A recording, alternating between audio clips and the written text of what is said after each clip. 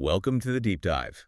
Today we're jumping into a really fascinating ancient tale. It's all about power, prophecy, and maybe some hidden influence. We're drawing from excerpts of Hank M. Greene's novella, Maya and Cyrus the Great. A great source. Absolutely. And our mission, like always, is to pull out those key bits of knowledge, those insights from this, well, really rich story. Right. We want to help you understand that complex dance between destiny and, human will. We'll uncover some surprising facts, some moments that genuinely shaped history. And what I find really compelling about this narrative is how it kind of pushes back against that typical great man view of history. How so? Well, it suggests that, yeah, kings make big plans, but maybe the real movers and shakers, the ones driving imperial change, are sometimes hidden. Hidden figures. Exactly. Unseen interventions that might actually have a much bigger impact, more lasting than, say, a crown prince's big announcement. That's a fantastic point. Okay, so let's hit the scene. Our story starts in 561 BC. We're in Ecbatana, the capital of Media. Shiny place, lots of grandeur. A major power center at the time. For sure. And we've got Astyages. He's the crown prince. He's throwing this huge celebration. Huge. Not just for fun, though. No, definitely not. He's got an agenda. He's trying to engineer this massive political union. The marriage. Right. His daughter, Mandane, is set to marry Cambyses, who's the king of Anshan. And the big vision, the ultimate goal, is that their son, their future son, would one day rule all of Asia. Wow. Talk about ambition. High stakes indeed. Seriously high stakes. But what's also fascinating context-wise is you've got Astyages laser-focused on this dynastic power play, his grandson ruling Asia. Yeah. While these much bigger, sort of slower historical tides are shifting all around him. Like what? Well, elsewhere, civilizations like the Etruscans, who were once pretty powerful across the Mediterranean, they're quietly fading. Huh. Didn't think about that. It's a real lesson. Even powerful empires aren't permanent. And at the same time, you've got the foundations of the Roman Republic being laid. Right. Totally different system. Totally different. Institutions may be built for a different kind of endurance than just one king's ambition for his lineage. It's quite a contrast when you put it side by side. It really is. Incredible to picture all that happening at once. Okay, so Cambyses shows up for this big party. He was invited months ago. Right. And the novella says he's, well, pretty indifferent to all the flashy wealth. But he knows why he's there. Oh, yeah. He gets that his presence is crucial for his kingdom's standing with Astyages. Politics. Always. But then, amidst all the noise and celebration, something catches his eye. A woman. Maya. Moving with this ethereal grace, the book says, every move like a soft breeze. And Cambyses is just hooked.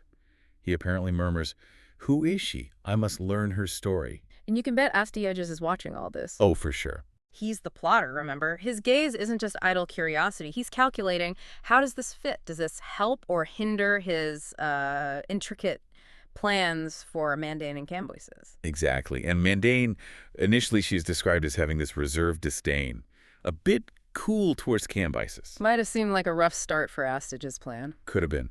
But Cambyses is smooth. He introduces himself, seems persistent, but quietly so. And the novella shows them starting to meet more often. Away from the big crowds? Yeah, like shared breakfasts with the king, quiet evening walks, those kinds of settings. And it's there that, they start to show their real selves. And it develops quickly. Seems genuine, actually. Leads to marriage within 4 months. 4 months, that's fast. Super fast. And soon after, Mandane's pregnant. It's, quite the whirlwind. And it's that very night, after things seem settled, that Astyages has the dream. The nightmare. Right. This really foreboding dream, his daughter's son. He sees him as a tenacious vine, something that will just overrun the world. Chilling.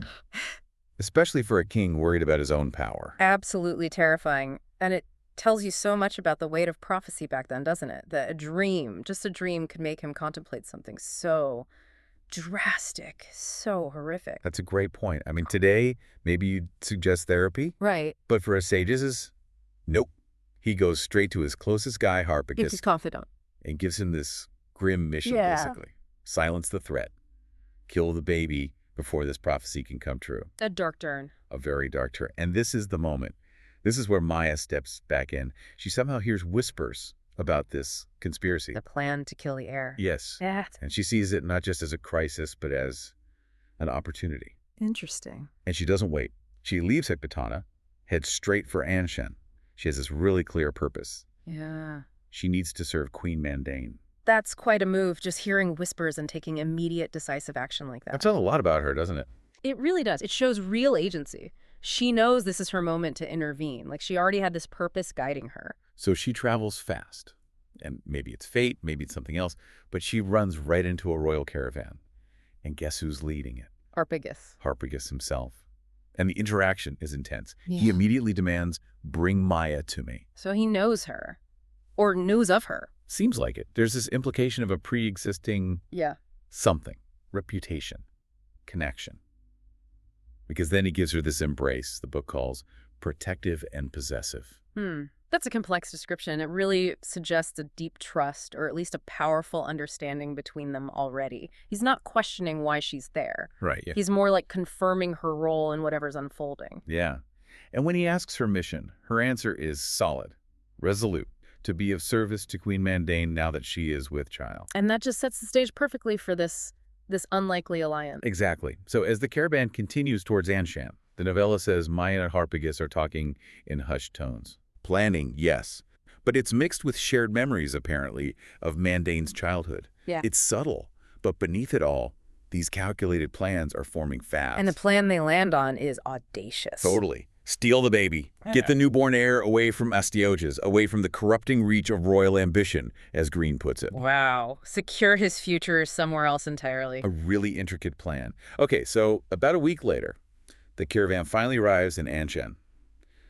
King Cambyses, Queen Mandane, they greet them with all the expected rituals and formalities. Everything looks normal on the surface. Completely normal. Yeah. But that night, secrecy takes over. The novella details Maya slipping into Mandane's private room. The queen's there, holding her newborn son. And Maya. She whispers, "I must see him," very quietly. She gently strokes the baby, hums a lullaby. Seems tender. But there's more to it. Oh, yes. Yeah. Then comes the deliberate act. Maya takes off her outer garment, her cloak, or shawl maybe, and drapes it over the infant. Why? To conceal him, the text says, from prying eyes and magical surveillance. Magical surveillance. Okay. Yeah, adds another layer. Right. But Greene frames it as more than just hiding him. He calls it a deliberate reordering of destiny. Reordering destiny. That's powerful phrasing. It is. Like, Maya isn't just trying to prevent the murder. She's actively trying to change the kind of leader he'll become, shifting that raw conquest prophecy towards something more enlightened. Through her influence. Through her quiet influence, exactly. And this is where the meticulous nature of their plan, Maya and Harpagus's plan, really becomes clear. How so? They secure the sleeping baby. They slip out, undetected, into the night. Horses are ready, provisions prearranged. Everything is set for a swift and silent departure. Like a covert operation. Pretty much. It's described as a carefully orchestrated theft aimed at preserving the seed of a new future. You don't pull that off without serious planning, especially when you're messing with royal succession. No kidding. Yeah. And it really speaks to Maya's own sense of purpose. As she's riding away into the dark, the novella says her mind is alight with purpose. She sees this as her calling. Absolutely. Her calling to infiltrate leadership families as a nursemaid. That's her role, to guide, to protect heirs who could maybe, just maybe, steer humanity down a better road. Wow. And this stolen child, Cyrus, who's obviously destined for huge things, he's another thread in this vast tapestry of fate that Maya feels compelled to weave or maybe reweave. And her influence, it really takes root over those next years, doesn't it? It does. The story then jumps forward 10 years, 10 transformative years. And how is Cyrus doing? He's blossomed. He's under Maya's gentle guidance and also looked after by this steadfast shepherd, Mithridates. So not raised in a palace. Not at all. Humble farm life, filled with hard-earned lessons and the simple joys of life, a world away from the royal drama he was born into. That contrast stark and probably crucial for his development. You have to think so, right? The future emperor learning grit on a farm instead of court politics. It makes you wonder how many leaders benefited from being challenged, truly challenged, not just coddled. It's a good question. And Maya's role in this? Her patient tutelage, the book calls it.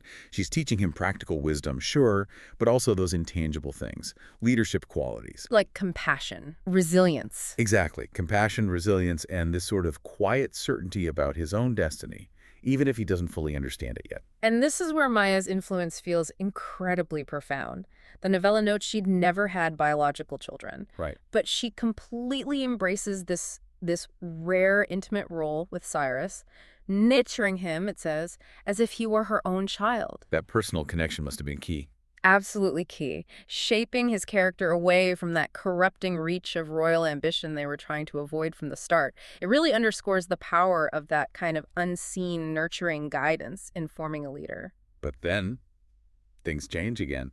The wheel of fate, as the novella puts it, turns. She has to leave him. She has to leave him. He's 10 years old. He's starting to really shine, this beacon of promise, the boy who will eventually forge the Achaemenid Empire.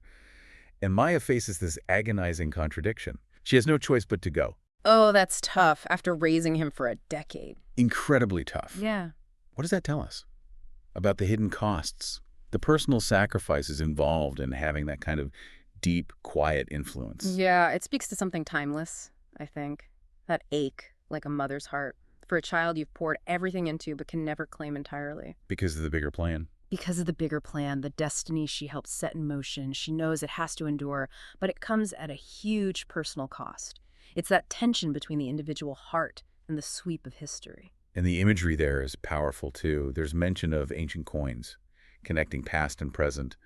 Kind of like how this moment, this goodbye, binds Maya's fate, her sacrifice, to Cyrus's whole future. It's beautifully put.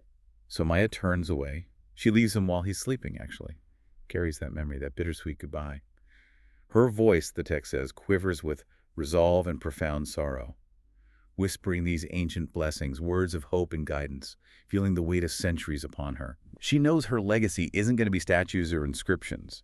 It'll be in him, etched in the brightness of his eyes and the strength of his spirit. A hidden legacy. A hidden legacy. So that brings us through the main points of Hank M. Greene's Maya and Cyrus the Great. We've journeyed through this mix of historical detail and really deep personal agency. And I think this deep dive really hammers home that idea that power isn't always the obvious kind. It's not always the king on the throne. Right. It can be those subtle moves, those strategic interventions from people like Maya, that quiet reordering of destiny, shaping character away from corruption. That's what can truly redirect the big historical narratives. And that really connects back to you listening right now. Because this story, this deep dive, it's a potent reminder, isn't it? That even when things feel overwhelming, like prophecies or huge political forces are at play, individual choices, those hidden influences, they can change the path of history profoundly. Small acts, big consequences. Exactly. Which leaves us with a final thought to maybe chew on. If destiny really isn't fixed, if it's forever unfolding, like Greene's novella suggests, what unseen threads, what quiet sacrifices might be shaping the tapestry of our present right now, influencing paths that maybe we're only just starting to see?